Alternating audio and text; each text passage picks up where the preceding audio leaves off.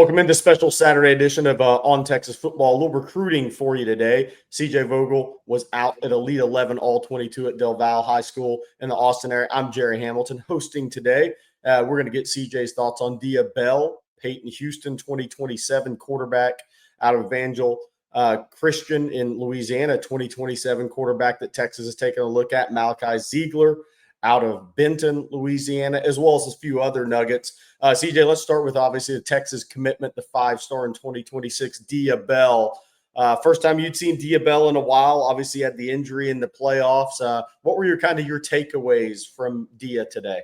Yeah, it was good to see him thrown again, right? And each time I've seen him throw, Gerry, it screams mechanical. It screams a guy that's gone through, some rigorous coaching, right? You talk about technique and form. He's got that. And in this type of setting, that stands out, right? And I remember going to these events last year and seeing KJ Lacey and seeing more of that off-platform throws. For me, with Dia, I think it's more in rhythm, get the ball out where it needs to go. And when he's got the timing rolling on some of those out routes, on some of those comebacks, he can put a really nice ball out there, and he did today. In fact, he was one of the 2 quarterbacks invited to the Elite 11 finals, as well as Keyshawn Henderson out of Houston, currently committed to Houston. A really strong day overall, Gerry, but again, it's those mechanics that just scream coached up, ready for the next level. As you'd expect, both the 5-star ranked quarterbacks get invites to the Elite 11 final. We're going to have a lot more on Dia Bell. We have like 6 minutes CJ has of him, 6 minutes with Dia Bell talking about Texas recruiting,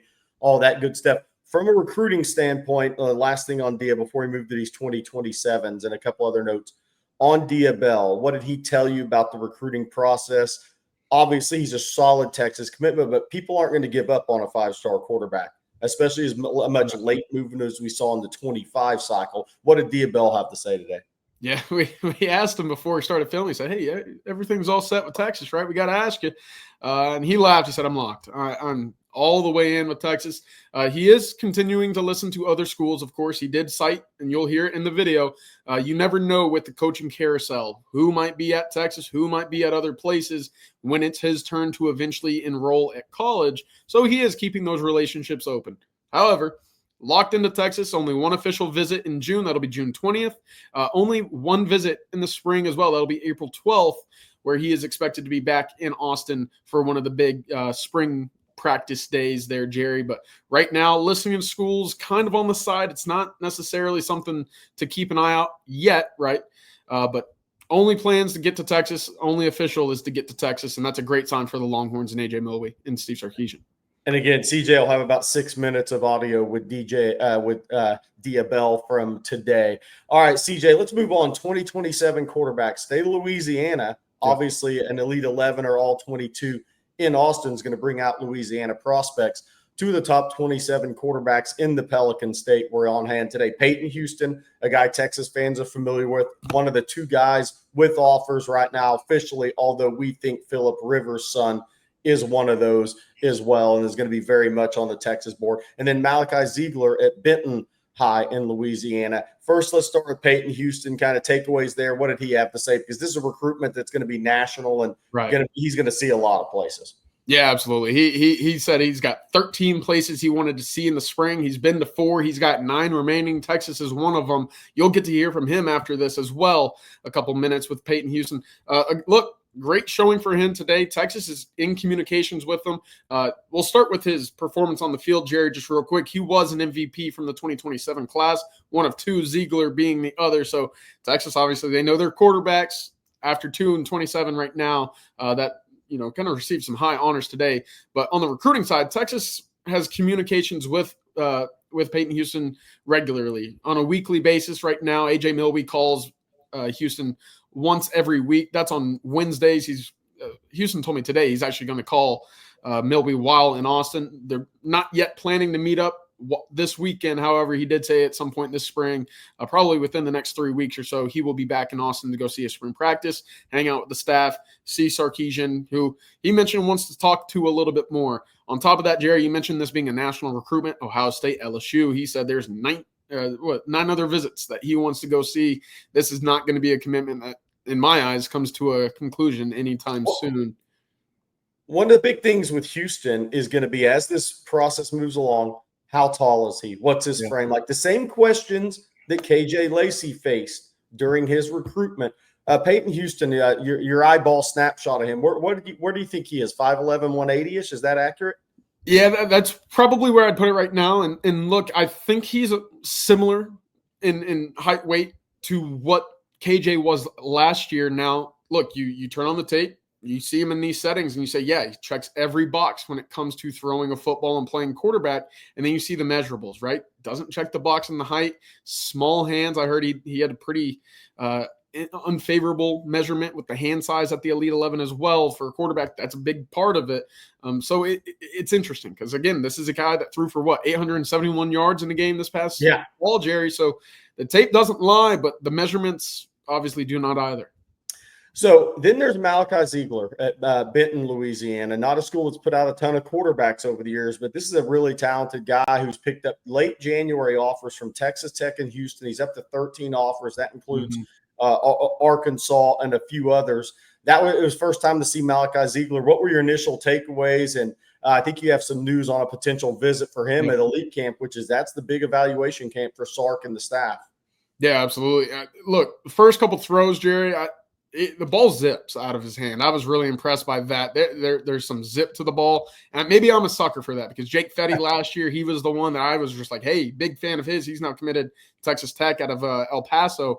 But look, Ziegler, another guy that has that quality. And again, I'm a sucker for it, but accurate today, was on time. He just exudes athlete as well. Just seeing him go through some of these routes, quarterbacks catch for other quarterbacks during these drills. So he's got on the jog, going out, catching passes, running routes a little bit. There's a lot of athleticism there. Plus the accuracy was there. The form, the mechanics can be tweaked a bit, but hey, I liked what I saw. Texas wants him to come to the elite camp, as you mentioned, May 31st, and throw in front of the staff. His dad said that is the plan right now, is to get back down to Austin. Malachi told me afterward, hey, we'll see. I want to finalize exactly what I want to do, but that is the plan right now, is to get down to Austin. Right now, plenty of other schools, as you mentioned, 13 offers at the moment. Texas still on the outside waiting, but as we know, that's kind of the plan at quarterback for some of these younger guys. And again, in 27 at quarterback, we believe Gunnar Rivers out of Fairhope, Alabama, son of Philip Rivers, is going to be at the top of this list. Peyton Houston, a guy, Malachi Ziegler, a guy. Obviously, Brady Edmonds was very high on the board. He's committed to Ohio State. So right now we think Gunnar Rivers is probably at the top of this board.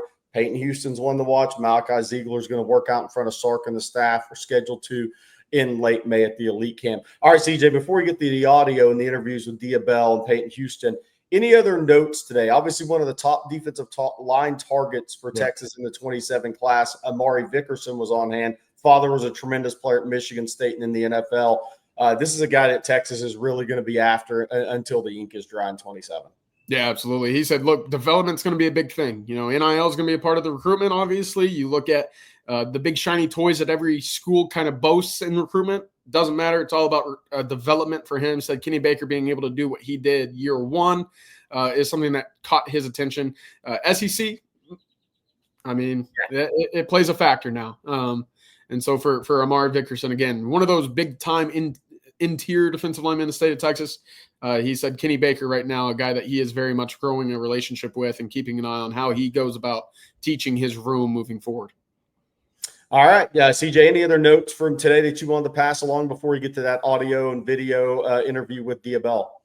Yeah, I'll say this. Mike Brown, 2026 wide receiver out of Legacy School of Sports Sciences down in Houston, really talented wide receiver. He was at the Elite 11 today as well, the All-22. Not hearing a whole lot from Texas at the moment, but hey, he had a great day. And again, each time that I've seen him, Gerry, he kind of impresses me more and more. So we'll see if Texas kind of circles back. Also, a little nugget from in-state recruiting as well, because I equate the two from getting offered the same day last year at the Elite Camp. Jordan Clay, I thought Texas might circle back after the commitments of Naeem Burrows, Tristan Keys. Jordan Clay told me, hey, haven't heard from Texas yet to set up an official visit. We'll get in contact soon to see if things change. But right now, that's something that's on the back burner as well. Yeah, Texas 6 official visitors, not counting Tristan Keys, and that is counting Naeem Burrows. I think we're going to see Texas stay on those top targets for a while and battle all the way through until signing day with those guys, the Caden Finleys, Jabari Mack, Caden Dixon Wyatt, that list, Aaron Gregory out of Georgia, the A&M commitment. So I think that's where we're headed at wide receiver right now. All right, thanks, CJ. For CJ, I'm Gerry Hamilton. Now let's take a few minutes to watch and listen to what Diabell told CJ about his commitment to Texas and the quarterback position and everything moving forward. All right, thanks, CJ. Welcome. Childhood dream of mine. It's a really exciting moment for me. I've been coming out here for a really long time, so I'm just excited to be able to have this opportunity. Out in Austin, you were in Texas last week, and have you been over to campus yet since you've been here? Or are you going after today? Or No, I was going to go after today, but they told me they'd like me to come back up in April when they have their bigger spring practice day where a lot more kids are going to be at. So Okay. I'll be coming back in April. okay, Do you know what day that is specifically? April 12th. April. Okay. Okay. I know that they're trying to get that to be a pretty big day. Yeah. Have you talked with anybody that you know of that's going to be in town that weekend as well? Honestly, I haven't gotten any names or know anybody that's going to be there that weekend. They just said that that's going to be one of their biggest spring practice dates, so that's why I'll be coming back. Is there anybody that you'd like to see out there? Any guys from Florida perhaps, or anybody you played with out here today? I mean, there's a lot of guys that I reach out to and I talk to on a weekly basis, just like the coaches at Texas do. I mean, hopefully I get to see all those guys back out there. I mean, they know who they are. I ain't got to name all of them. Mm-hmm. you keeping up with Coach Sark, talking about leading into the spring practice with Arch taking over? Or you talking to KJ, any of the quarterbacks on the roster, just kind of what their mindset is right now? Yeah, me and KJ have a great relationship. I ask him things, just questions on how it's been for him as a new guy and stuff like that. But I'm not in much contact with Arch or Trey, but KJ, I definitely learned a lot from him because we're just closer. We played together before, so that's a guy I usually reach out to. I was going to ask you about Coach Milby. I mean, how's that relationship like? And I know y'all talk pretty often. Yeah, no, it's great. I mean, Coach Milby has known me since my 8th grade year when I came out here to camp. I wasn't really a recruit at that time, but my relationship has only grown with him, and that's probably one of the main reasons why I committed to Texas in the first place. What more beyond, obviously coaching, Sarkisian, Milby, football, what about Texas also has kept you committed, even with a number of other teams coming after you? Yeah, the culture that they're building with Coach Sark. I mean, obviously, you've seen we've going back-to-back years, going into on national championship runs that I feel like we should have won. Right. So, I mean, you can see the culture is going in the right direction, and the people around it are all amazing people. So, I just want to be a part of it. Good deal. Have you? I don't know if you saw they hired that Chicago Bears quarterback coach. Have you talked to him yet, or have you had any thoughts on him? I haven't got to talk to him yet. Hopefully soon. Right. Yeah. But yeah, so come back in April, and then your official is probably June 20th? Okay. June 20th. And they were maybe you get other weekends for June too, if you can get in, or is that we're trying to get more than once in June? Or honestly, I haven't even thought about that. Yeah. I mean, if it's possible, I will. Yeah. But as of right now, I know June 20th was one of their bigger turnouts. Official visit weekends, so that's when I'll be coming. And that's the only one you have set, right? Cause, I'm not looking to take any official visits right now. But in terms of still listening to other schools, keeping the relationships going, who would you say kind of the main other ones? Schools like Ohio State, LSU, Georgia, Alabama are a couple schools that still reach out. So, also FSU. But I mean, I always like to hear what everybody has to say, because at the end of the day, you don't know what coaches are going to be there the next day that we live in now. But those are all great coaches. But as of right now, my head is still in Texas. Right. Who you got in your bracket? In my bracket. My bracket's all over the place right now with a lot of people. A lot of people losing that NCAA stuff. Duke and I think I had Duke and Auburn in my national championship. So hopefully it works out. But Well, good luck. Appreciate it, man. 2027 quarterback Payton Houston out here in Austin, I guess Del Valley, for the Elite 11. What was the experience like today? You competed well, threw the ball well, a little windy. What'd you think? Yeah, I enjoyed it. Just the competition out here was amazing. You got a lot of 4-star, 5-star guys out here. Just been able to, God put me in this position to compete, show what he is with. Absolutely, and on top of that, I know recruiting's heating up for you. You've got a lot of visits coming up. What is that like for you? How many schools are you headed to? Who are some of the notable ones? Yeah, it's a lot of them. Just give God all glory for this situation that he's put me in. Just thankful for everything. The schools plan on visiting offices, like 3 so far. LSU, Oklahoma, Texas A&M. Then we got Georgia on there. We got UT. We got Penn State, Michigan. It's more for sure. It's a busy slate. Yeah, it's very. You're down here in Austin. Are you going to be able to see campus, hang around, go see Texas at all this weekend? Nah, I don't think so this weekend. Okay. Got a business trip. What is that, do you know? It's on my Instagram, and then I can shoot you a text with it. Okay. On top of that, what's communication like with Texas? Are they still pretty hard after you? Yeah, for sure. What's that like? I call Coach Millie every Wednesday. Mm-hmm. I actually got to call him today because I forgot to Wednesday. So, yeah, the relationship there is very strong. We've been communicating since my 7th grade. How often are you talking with Coach Sark? I don't really talk to Coach Stark. Okay. Millie's the guy that I talk to the most. Yeah. What do you like most about him? Yeah, just the attitude he brings to the game. It's bigger than football with him for sure.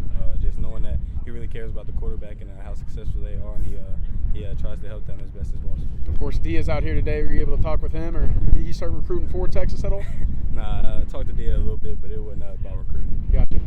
On top of Texas, anybody else that's standing up? You know, I know you mentioned a couple of those schools that you're expecting to visit or already did. Who's kind of in that conversation group that's you're talking to a lot with right now? Yeah, I talk a lot with OU. I talk a lot with A&M, Georgia, Penn State. Staying close to home important? Not really. Not really. My thing is whatever God wants me to do, whatever school He puts me in, the school He puts on my heart heavy is the school I'll be at. Well, good deal. Peyton, thank you very much. Yes, sir.